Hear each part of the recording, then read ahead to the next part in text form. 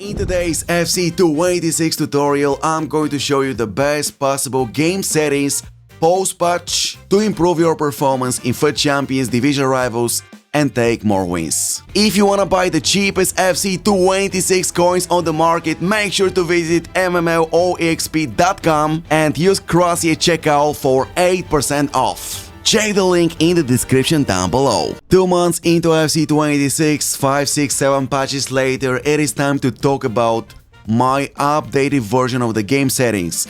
The game settings that every single one of you guys should apply if you want to increase the number of wins you take in FUT Champions, division rivals, if you want to improve your performance, and if you want to become better FC286 players. So we go straight into the game settings and we're going to talk about it. First of all, guys, of course you should go with competitive preset. This one is set by default when you play FUT Champions, division rivals, and the other online game modes in Ultimate Team. So my advice is go with the competitive preset. The first option that you guys can change in the competitive preset, it is shot assistance, and seriously, only Division 10, Division 9, Division 8 and Division 7 players, only the players that play the Challengers game mode in Ultimate Team, you guys can go with assisted. For everyone else that is playing for Champions and fighting for Division 2, 1, Elite Division promotion, go with precision shooting. This is the way to go. Precision shooting will 100% increase the number of goals you score in every single game. It takes up to 10 days, maybe 2 weeks maximum to get the hang of it, and afterwards you will never ever switch back to assisted in your life again. So go with precision. Now we go down to through pass assistance, very important one, because one of the best ways to score goals in FC286 is by using through balls, ground and lob through balls. Unfortunately, there is no assisted, and manual through balls are kinda difficult to execute, so 100% go with Semi. It is the best possible option without any doubt. When it comes to the lob through pass assistance, the same. There is no difference. I wanna go with assisted, but there is no assisted, so I go with Semi. Manual is too inconsistent. It takes plenty of time to adapt to manual, and even if you guys learn manual, sometimes your passes will be still horrible and inaccurate. So just make sure to go with Semi. When you guys go with Semi, you still need to use the left stick to aim at the player that you wanna pass the ball to. But it's 20% your inputs and 80% AI inputs. That's why the passes are kinda perfect. Ground pass assistance, 100% assisted. Don't even try Semi nor manual, okay? Go with assisted. Cross assistance. Here, guys, we've got 2 usable options. Semi is very good, assisted is also great. So my advice for you is, if you guys are fighting for Elite Division, promotion, and 50 wins in FUT Champions, please go with Semi, guys. It's going to improve your level just a little bit. Unfortunately, the difference is not huge, because in FC286 we don't use crossing to score goals. Crossing is not meta, we barely perform any crosses during our games. That's why the difference between assisted and Semi is minimal. You're gonna notice it, but unfortunately you won't be able to use it in every single game, because you score crosses in 1 out of 15 games. Probably something like that. Lob pass assistance, this is the square one, guys. 100% we go with assisted, not even a question. So what is the difference? The lob pass assistance, this one is also square, guys, but this one, the same one, is only usable when you guys approach the penalty box. You guys are on the sidelines and cross the ball inside the penalty box. Then you guys activate the Semi cross assistance. And lob pass assistance is using lob balls by pressing square anywhere on the field. Pass receiver lock, and this option is crucial, okay? This is one of the most important options. Make sure to go with animation start. I actually had a dedicated video about this option. This is the best one. The moment you touch the ball, talking about the player on the ball, the moment you touch the ball and kick the ball, okay, in that particular moment, the game will already select the pass receiver with the arrow over his head, and it is going to save you extra 1 second, guys, to decide what to do with the selected player, with the new selected player, while the ball is traveling towards you, okay? And this is crucial, especially when you guys play online, because we all know that sometimes the gameplay responsiveness in online matches is horrible. So this one will definitely improve your responsiveness. Precision pass sensitivity, 2 options, normal and high. I recommend going with high for people that are fighting for Elite Division promotion and trying to achieve 50 wins out of 50 matches in the Weekend League. I use high myself. For everyone else, I think normal is perfect. And now the big question, defending and clearance assistance. 100% guys, you go with directional. When you guys press circle on your PS5 controllers or be on the Xbox controllers, you clear the ball. When you guys are near your penalty box, you want to clear the ball, you press the button. And also guys, by going with directional, if you guys press the left stick to a certain direction, the player on the ball is going to clear the ball in that particular direction, okay? So he will not randomly clear the ball, because if you go with classic, the player on the ball will simply kick it in a random direction, which is horrible. Go with directional so you can actually direct your clearance. Jockey is 100% manual when you guys play online. And when it comes to defending, tactical or advanced defending, this is the question guys. And let me tell you something, for some reason guys, advanced defending is kinda broken in FC 286. Esports dropped a few patches trying to fix it, make it better, but honestly, I don't feel a difference, okay? There is no difference. I hit top 15, yes, top 15 in the World Elite Division with tactical defending. I hit 50 wins out of 50 matches in FUT Champions with tactical defending. Tactical defending is easier than advanced defending. Unfortunately, advanced defending is kinda broken, not very efficient in FC 286. In the previous FIFA versions it was better. Now in FC 286, maybe if esports drop 1 or 2 more patches, they will fix it, but for now guys, I truly believe that the better defending option is tactical defending. First, it is easier to use, and second, it's more efficient. That's my personal opinion, and it's an opinion based on my performance in the Elite Division and FUT Champions. Professional fouls on to stop your opponent's counterattacks from time to time, but be careful guys, you get every time you use professional fouls, it is going to be a yellow card. Pass block assistance, 100% yes. This option is going to involve AI in your defending, so AI is going to block the opponent's shots for you. And by the way, this option is crucial, especially after the latest patches that esports dropped. I don't know if you know, but or maybe you felt the difference. Esports actually improved AI defending. Now AI is more involved in your defending, so the pass block assistance is going to be a very useful option to use by yourself. Auto switching guys, we've got 2 usable options, only on airballs, the one that I'm using myself, and also guys, the second one that is very good option is on airballs and loose balls. Why don't I go with the loose balls? Sometimes at loose balls guys, the game glitches and selects the wrong player for me. That's why I wanna avoid using the loose balls option. Go with air balls and the game will only select the ball at crossing situations.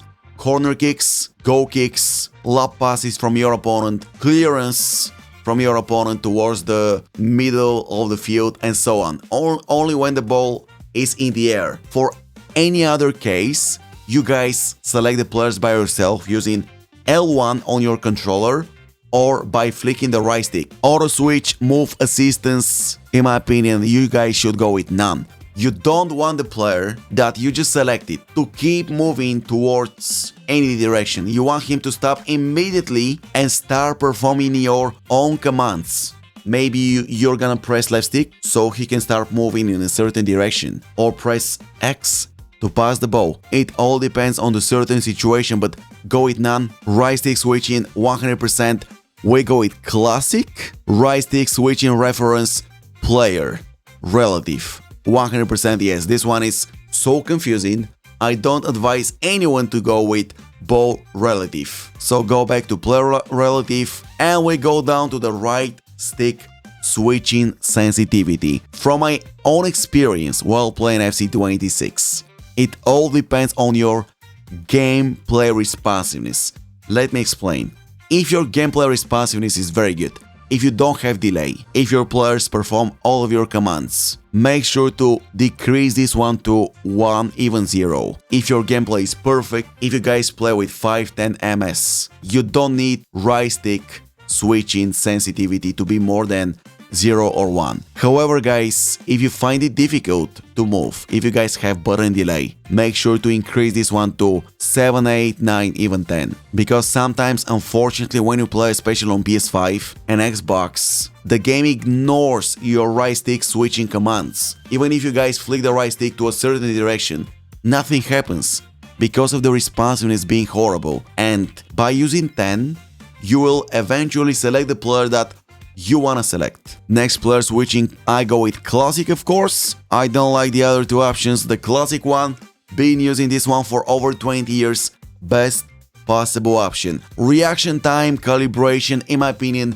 this one is completely useless in FC286, so every single one of you should simply deactivate it. Player locks, yes. Dribbling, nah, this one, no. If you guys activate this one, you will limit your skill moves to 4. You won't be able to use more than 4 skill moves in FC286. All the skill move commands will be taken away, so make sure to go with off. This one is for casuals. Extremely casual players, I mean Division 10, Division 9, Division 7. In other words, for people that play challengers and cannot qualify for champions. So go back to off. Goalkeeper, safe assistance, assisted, camera pan speed, I leave this one in a default, I don't change it.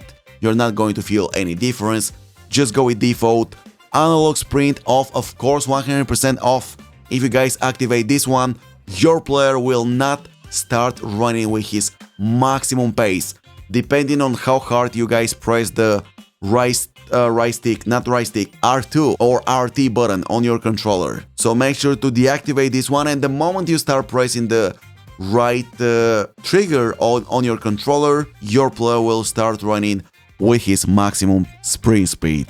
Regarding the trigger effect off, and this one off too, guys. You cannot play normal games if these two are activated. Match settings, don't change anything here, it's for offline play. Actually guys, if you want to play offline against CPU, do whatever you want. Game type settings, 100% guys.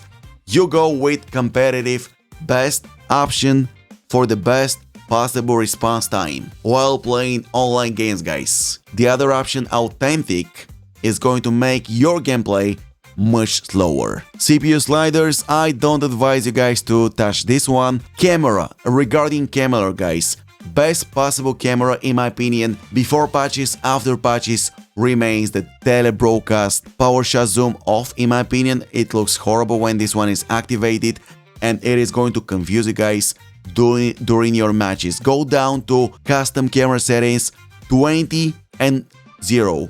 Best options for the telebroadcast. The telebroadcast angles are simply the best to see a bigger area of the field, to position your players better in defense, and in my opinion it is much easier to use through balls by using telebroadcast, and also shooting with the telebroadcast is much easier compared to any other in-game camera. So this one, don't go with anything else. That's my personal advice for you. Now let's talk about visuals.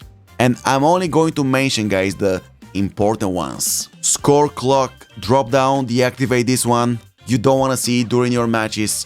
You may can see some goals because of it. The same thing applies to the scrolling lineups, off. Hypermotion insights, off. Tactical, chalkboard, off. Tactical suggestion notifications, off. This one should be on. It shows you your player's stronger foot. So if you don't know if your player stronger foot is the left or the right, by activating this option and taking a look at the bottom left or right corners, you will find out if you guys are using left or right footed players. Skill moves ratings, yes. Playstyles, icons, yes. Objective gameplay notifications, by the way, this one is fixed after so many patches and very useful. During your matches, when you guys press the pause button, for example, you're going to see in the top right corner a list of notifications that you can complete by playing games. It's very useful option, so make sure to activate this one. Indicators, player name bar, okay. Enabled overhead information, so you guys can actually see the player name over his head as is displayed on the screen above my head. And make sure that this one is also player name, not player number. Why do you need a player number? You guys want to see the player that you're controlling. You guys want to see the name, because sometimes you won't be able to recognize the player that you're controlling. And by seeing the name, you know, oh, for example, that's Bellingham. He's got Finish Up Plus playstyle. He can score goals from outside the penalty box. Okay, I can use long shots.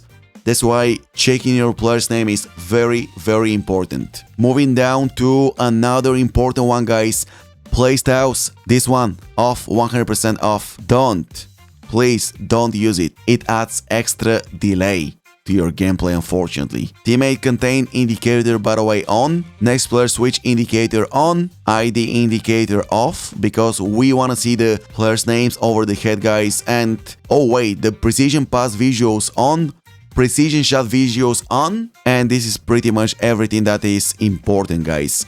Also, in my opinion, you should go with the red or blue kit. This is the best and the easiest way to recognize your players on the field. Best colors to play with for a longer period of time. Be careful, guys, because some of the kits in FC26 give me a headache if I play more than 3, 4, 5 matches. So, in my opinion, go with red or blue, then make sure to select the red or blue color on the radar depending on the color that you're using, and the other one should be blue or red for the opponent. This is the easiest way to recognize your players and the opponent's players by using the radar. And yes, the radar should be on, okay?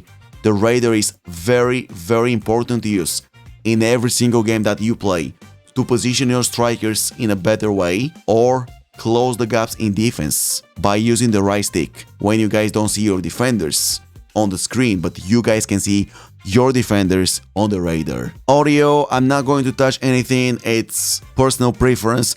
Rules, nothing, it's not related to Ultimate Team, FUT Champions, Rivals, Drafts, and so on. Accessibility, it's all up to you guys. You can increase brightness, contrast, and so on. It's all up to you, but I'm going to talk about 2 specific options that are going to make your experience better while playing FC26. So, the first one, guys, is Stadium Shadows. Make sure to deactivate this one. Playing on stadiums with shadows is the worst ever experience in FC26. First, it increases your delay, and second, guys, sometimes you won't be able to recognize your players on the field because of the shadows. So by using off, even if your opponent selects a stadium with shadows, he will be the only one that will see it, okay? You won't see the shadows on the stadium. So make sure to go with off. And also, guys, player shadows, this one should be off too. I know the graphics are a bit worse, but this one is going to make your responsiveness better if you guys play on PlayStation or Xbox. So go and try it. Off, no shadows, player shadows on the field, but faster gameplay responsiveness. Regarding the display and graphic settings, guys, I'm not going to talk about them now. There is a dedicated tutorial for every single one of you that plays on PC for the best display and graphic settings. However, we're going to talk about the graphic settings on PS5 and Xbox. And the graphics mode you guys have to select before after the patch, doesn't matter, guys. Make sure to go with favor resolution. A bit worse graphics, slightly worse, but better responsiveness while playing FC26. And we all know how horrible the gameplay experience is, especially on consoles in FC26. Sometimes your delay goes up to 1 to 3 seconds. So this option will definitely help you guys make your game more responsive. So guys, these are the best possible game settings that every single one of you should activate in FC26 post-patch if you want to record more wins in Rivals, in Champions, in Drafts, in the live events, in any game mode. Thank you guys for watching. Leave a like if you enjoyed today's episode, and I'm going to see you in the next one. Bye bye.